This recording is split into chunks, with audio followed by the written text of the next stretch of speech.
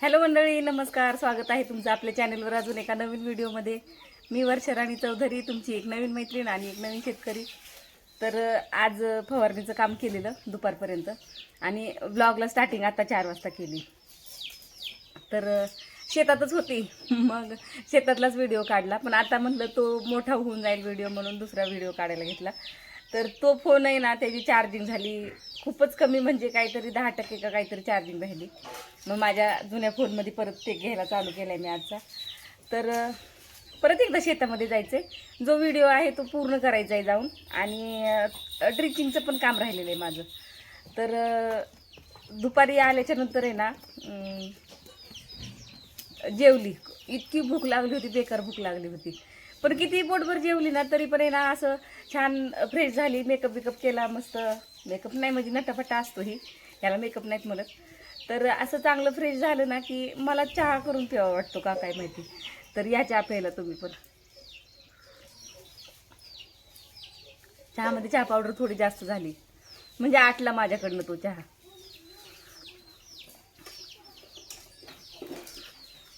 आणि असं 4च्या 4:30च्या दरम्यान असं मस्त पायरीवर बसायचं आणि लांब नजर टाकत चहा प्यायचा. एक नंबर स्वर्ग सुख आहे. एवढी शांतता मिळते मनाला, खूप शांतता मिळते का काय माहिती. खूप एकदम मन शांत होऊन जातं. शेतातनं घरी येताना मला असं वाटलं होतं, आता घरी गेल्यावर आहे ना, पहिलं 2-3 बादल्या अशा थंड पाण्याच्या घेते अंगावर मस्त, आणि थोडा वेळ तरी आराम करते. म्हणजे आराम म्हणजे मला लोळायचं आज होतं, खूप लोळायचं होतं, कारण खूप दमली होती मी. इतकं ऊन लागलं होतं ना, माझं डोकं सगळं सुन्न झालं होतं.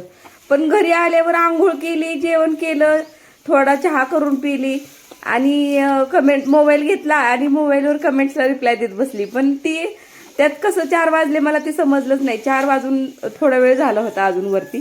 मग म्हटलं आता आपल्याला बसून जमणार नाही, कारण 4च्या गुरांचं वैरणीचं टायमिंग झालं होतं. ह्या कोंबड्या इकडून तिकडून वटेवर नाचत होत्या. हाकलून लावले तरी त्या वटाच्या खाली इथं शेजारीच फिरत होत्या, कारण त्यांना पण भूक लागली होती. सकाळपासून कोणी घरी नसेल ना, तर ह्यांना गुरांना, कोंबड्यांना, शेरडांना वगैरे असं वैरण टाकायला, खायला टाकायला कोण नसतंय. बघा इथं कचऱ्याची पाटी मी भरून ठेवलेली इथं वट्यावर, आणि ह्या दोघांनी कचऱ्याची पाटी पाडली. आणि आता बघा कशी लाडीगोडी चालू आहे. नुसतं हुंदडायला पाहिजे ह्या दोघांना. उड्या मारत मारत कचऱ्याची पाटी खाली पाडली सगळी.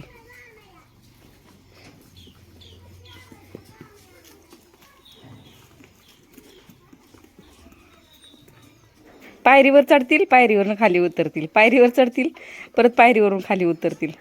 काय आवडतं काय माहिती त्यांना पायरीवर चढायला. मी त्यांच्या जागेवर बसली ना, म्हणून माझ्या भोवती फिरतायत लाडी. तर बघ पाडला, परत कप पण पाडला, गेले पळून. हाय का? हाय का? हाय का? हाय का? हाय का? आला परत.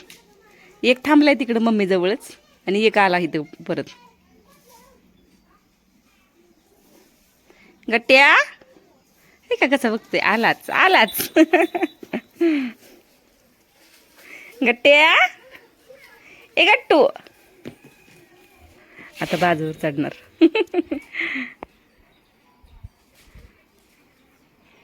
म्हणून ते बाजूवर गोदडी टाकलेली असती. त्या बाजूच्या होलांमधनं पाय जातात त्यांच्या आतमध्ये.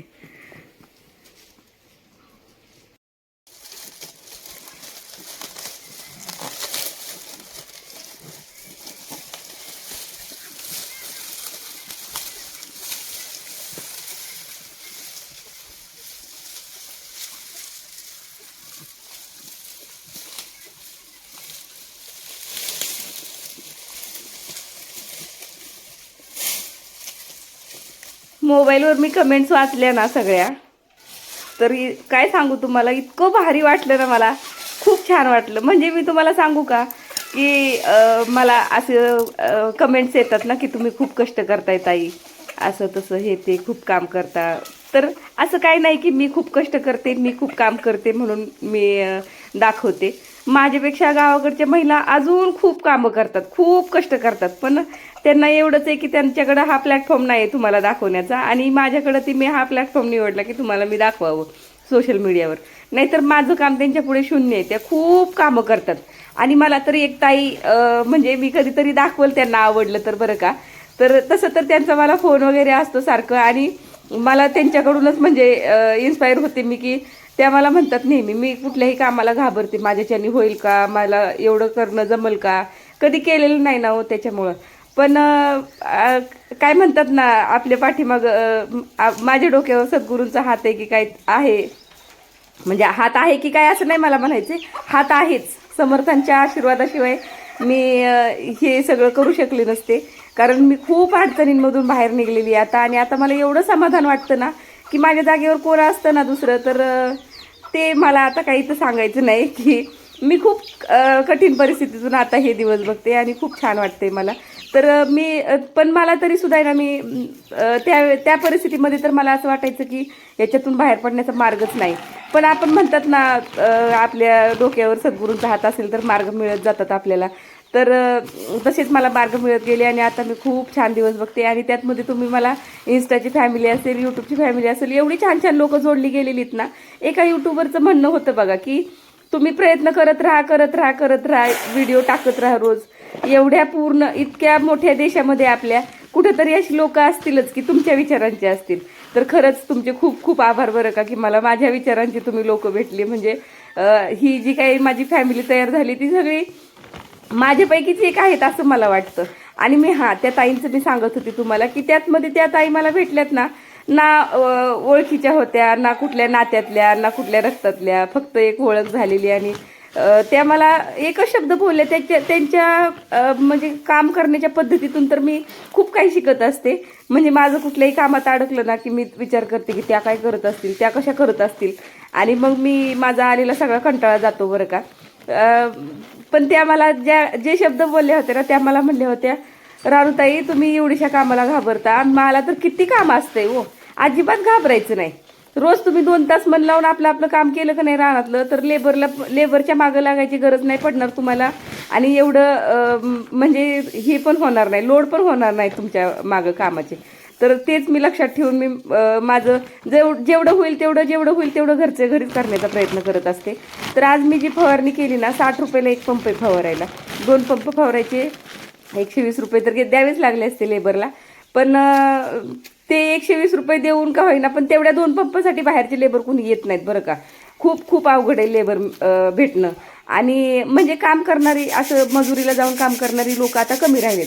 भेटणं अवघड आहे, म्हणजे असं नाही की लेबरच भेटत नाहीत, नसतातच का, येतच नाहीत का, तुम्ही बोलवत नसाल, असं काही नसते त्याच्या मागं. पण काम अशी दुसऱ्याच्या शेतांमध्ये मजुरी करणारी लोक खूप कमी राहिलेत. आणि मग ते मला नेहमी असं वाटतं की बचत पण होते, काम पण होतं, आणि माझा व्हिडिओ पण होतो, आणि ते तुम्हाला आवडतं सुद्धा. तर त्याच्यासाठी खूप खूप धन्यवाद बरं का मंडळी. शेतातून आली, जेवढा होईल तेवढा व्हिडिओ मी शेअर केला तुमच्याबरोबर. आता परत मला अजून एकदा ड्रिचिंगसाठी जायचं होतं, पण माझं गव्हाचं पीठ संपलं होतं. मला अजिबात पीठ नव्हतं गव्हाचं उद्या सकाळसाठी, आणि हे करणं पण खूप गरजेचं होतं. म्हटलं थोडं शेतात 5-10 मिनिटं लेट गेली तरी चालेल, राहिलेलं उद्या ड्रिचिंगचं काम करायला येईल. पण गव्हाचं पीठ नाही भेटलं तर एकतर आमच्याकडे लाईटिंगचे असले प्रॉब्लेम असतात. शेजारच्या गावात म्हणजे माझ्या माहेरच्या गावामध्ये दळण द्यायला जायला लागतं, परत आणायला जायचं वेगळंच. मग ते अजून उशीर होत जातो. त्यातमध्ये अजून गड्या माणसांनी आपल्या घरातल्या दळणं आणायची म्हणल्यावर तर त्यांच्या वेळेनुसार ते आणतात. मग त्यामुळं म्हटलं पहिलं दळण आपण नीट करून घ्यावं आणि नंतर शेतामध्ये जावावं. तर खूप छान वाटते. संध्याकाळची वेळ झालेली, इकडं कोंबड्या, कुत्री, गाया बघून इतकं समाधान वाटतं. हा कष्ट पडतंय, काम पडतंय, मला भरपूर काम पडतं, कंटाळा पण येतो, खूप कंटाळा येतो. पण काय म्हणतात ना, आपलं ते ध्येय असतं ना आपल्याला, ते बसून देत नाही. ध्येय जर एक ठरवलं ना की आपल्याला हे करायचंय, तसं हे छोटं मोठं ध्येय नाही म्हणत मी तुम्हाला, की मला हे आज माझं ध्येय आहे की मला हे आजच्या दिवसात काम पूर्ण करायचे.